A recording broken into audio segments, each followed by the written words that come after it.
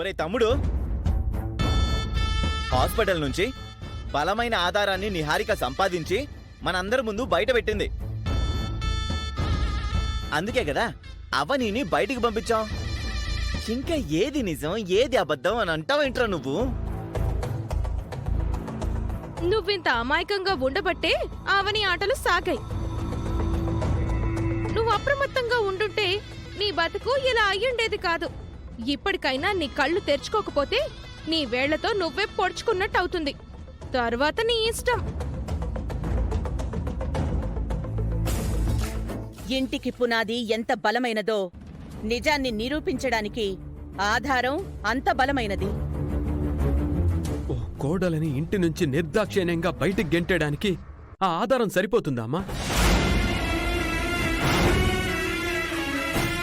ఓ భార్య మీదున్న నమ్మకాన్ని ఓ భర్త పోగొట్టుకోవడానికి ఆ ఆధారం సరిపోతుందా నాన్న?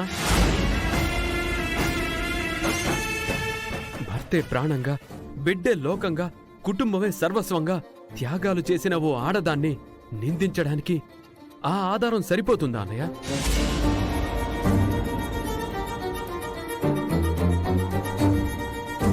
తోడి కోడల మీద పంతంతో ఇంటి నుంచి తరిమేయడానికి ఆ ఆధారం సరిపోతుందా నిహారిక?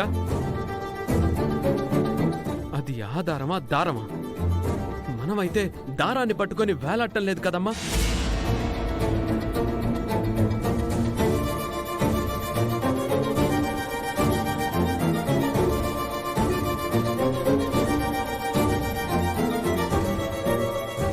కొన్ని సాక్ష్యాలను చూసే నేను కూడా మీ అందరితో కలిసిపోయి భార్యను బయటికి పొమ్మన్నాను.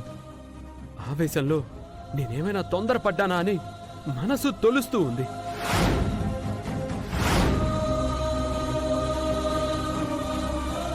రే, ఇంత జరిగిన తర్వాత కూడా నువ్వు ఒక ఫూల్లా బిహేవ్ చేస్తున్నావురా. నీలాంటి వాడిని ఏమనాలో కూడా అర్థం కావడం లేదు. మరుగుతున్న నీటిలో ప్రతిబింబం కనపడదు, మామూలుగా ఉన్నప్పుడే కనపడుతుంది. ఆ విధంగా ఆవేశంలో ఉన్నప్పుడు నిజాలు కనపడవు, నిదానంగా ఆలోచించినప్పుడే కనపడతాయి. శ్రీకర్ అటువంటి పరిస్థితిలో ఉన్నాడు. అమ్మని నమ్మితే అవని గురించి మర్చిపో.